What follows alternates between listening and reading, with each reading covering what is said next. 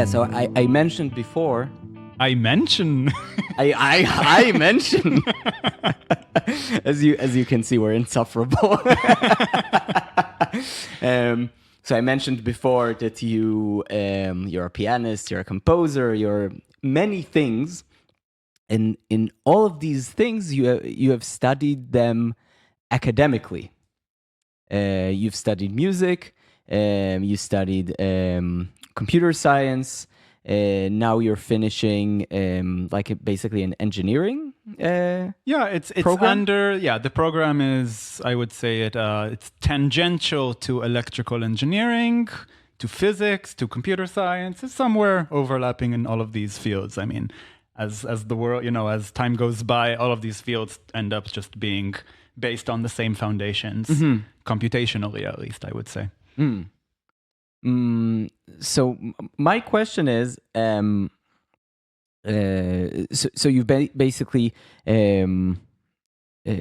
studied for many years in the academy, and I know you're also a person who's quite suspicious of institutions. That's at least a vibe I got from you, especially when we were in Darmstadt. My question is, what's your relationship with the, for the lack of a better term, the academy? I'm glad you asked, because I had a thought of asking you the same question, actually. Okay, cool. So we get to talk about it.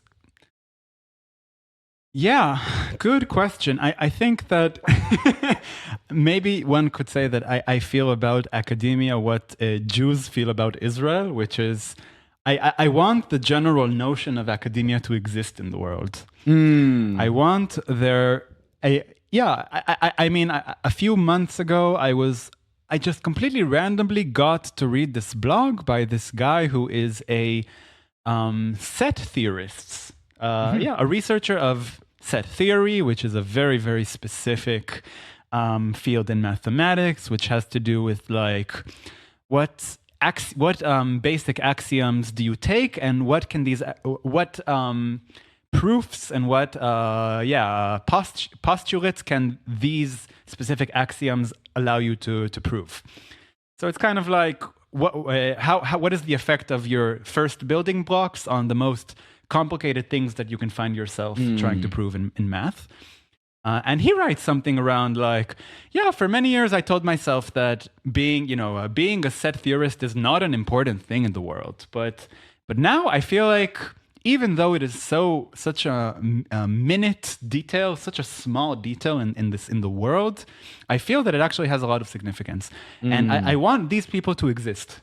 I want there to be people that genuinely feel that, that this little grain of salt can say everything about the world if we look at it in the right angle, in the right moment, etc. I mean, there's also a short story by Borges called The Aleph, about a spot in the world which is basically the center of the universe. So I feel like if there is a center of the universe, it's some very, very obscure field in academia, in a sense. I mean, I get this. But do you feel academia in its current state is the right infrastructure for this vision you have for humanity, which I think is great. I think it's important. Like, I think curiosity is one of the most important things we have, and that we usually lose at a very, very early stage of our lives. I know many people our age that are not curious anymore. They just lost this ability. So I do think that curiosity is extremely important, but is academia the right infrastructure for human curiosity? That's a good question. I wish I could look at academia over hundreds of years. I wish I could look at it, from the bird's eyes point of view. Yeah. I think that there is always a tension between people, I mean, scientists or researchers, they need money in order to research things. And to get money, they need to get funded. There's some kind of a michraz. How do you say this? There's always some kind of a call Yeah. in which you have to explain why your idea is so important.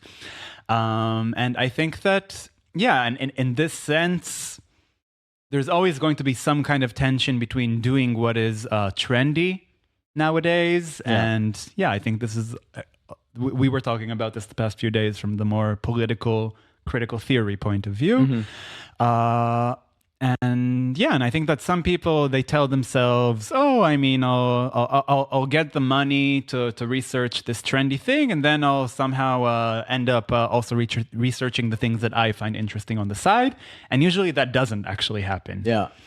Usually, I mean, I think it's very easy to lose sight of your own goals when you're just trying to, I don't know, to live, to compromise. Yeah, what can I say more about my thoughts about academia?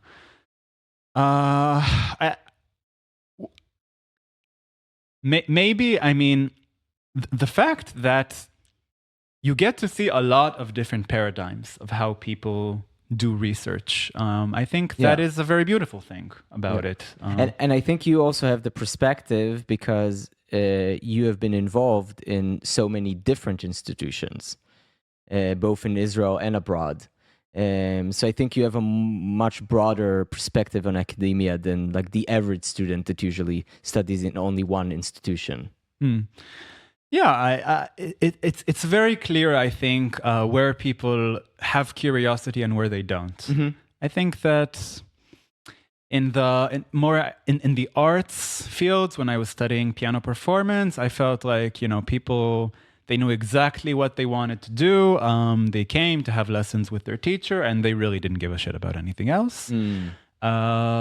Actually, now, you know, in the more engineering world, I feel like, or at least in my master's degree, I feel that people come with a lot of curiosity and very open-minded. And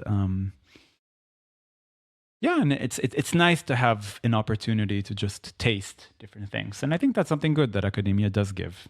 Yeah. Yeah, but now it's your turn to trash academia, because I feel that in a sense... No, I mean, like... I mean, my biggest problem is just like all the modern institution. It's just like extremely corrupt. Like I've never encountered an academic institute that didn't have corruption, but like corruption in the levels that are like unbearable to me. And the interesting thing is that a lot of this corruption has been normalized. And for example, the donors, especially for arts institutions, right? You have the donors, and then it's like, and then suddenly it's fine to do whatever the donors say, even if it's like morally repulsive, right? As long as they give money to the institution. Like I think Buchman Mehta Institute in Israel is the most vile example of this, right? That they took like a perfectly good music academy and they turned it into a professional school for orchestra musicians, which is great, but it's terrible for everyone else who's not an orchestra musician. And they put the name of a person who has brothels in Hungary and like maybe somewhere else in Eastern Europe on the building of the university just because he has a lot of money. And that's also a way for him to clean his name. Yeah, exactly. But I think the history of whitewashing via philanthropy is a very, very long history. Of course, but the academy has created the discourse that allows us to be so critical about it. On the one hand, but on the other hand, it enables it all of the time. So for me, it's just like it makes everything that comes out of the academy completely like useless, because if it only gives us tools to spot corruption but not to actually fight it and eliminate it, then what good does it do in the world, you know? Yeah, that's a very or not very. I mean, it sounds like a very sensible and idealistic approach. Yeah. Yeah, I don't have much to say. I think maybe in a sense, I don't actually expect somebody who gets all of these tools to look at the world critically. I mean, maybe you could say that home is the hardest place to actually bring these tools into use. Like, True. I mean, yeah, the place that gives you these facilities is the last place that's going to come into inspection, in Yeah. a sense. Yeah, but I mean, I feel that you are sensitive to these things. You are. Yeah, because I think that my problem with corruption, and like we'll probably talk about a bit later. I don't know what questions you have prepared, but you said you're not preparing any question. You're just, but I see it in Israel that the corruption has like basically became viral, like like the plague. And Israeli society is corrupt to its core. And because we allowed corruption, because we ignored it for years. So I do think that the same thing is happening in the academy for the last few years. I haven't been in the academy for many years now. For exactly these reasons, but I think like the fate of the academy would be the same. It will implode due to corruption, and the sad thing is, like you said, curiosity is important. And if we don't have an infrastructure that allows us to be curious, to research, to think critically, then this like justified implosion will result in, of course, in a worse situation for all of us. But I don't see like an actual solution in sight due to this like continuous situation that basically the people who should care about it, like the heads of these institutions, they how would you say it, they irresponsibly ignore it, whether they understand it or not. But it doesn't matter. As the heads of these institutions, they have the responsibility, and they're being extremely irresponsible. I mean, I would feel that just to get to the point where you are a head of an institution, Yeah. in a sense, you already have to be very deep in this, I don't know, This I corrupt guess just system. I mean, I would just use the word political. Yes.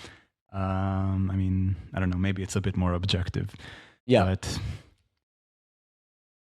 yeah, maybe we come back to this. Yeah. I feel like, yeah, maybe I'm less of an idealist than you are. Maybe. Do we? Yeah. What should we drink for? For ideals. or for curiosity? For curiosity. Okay. All right.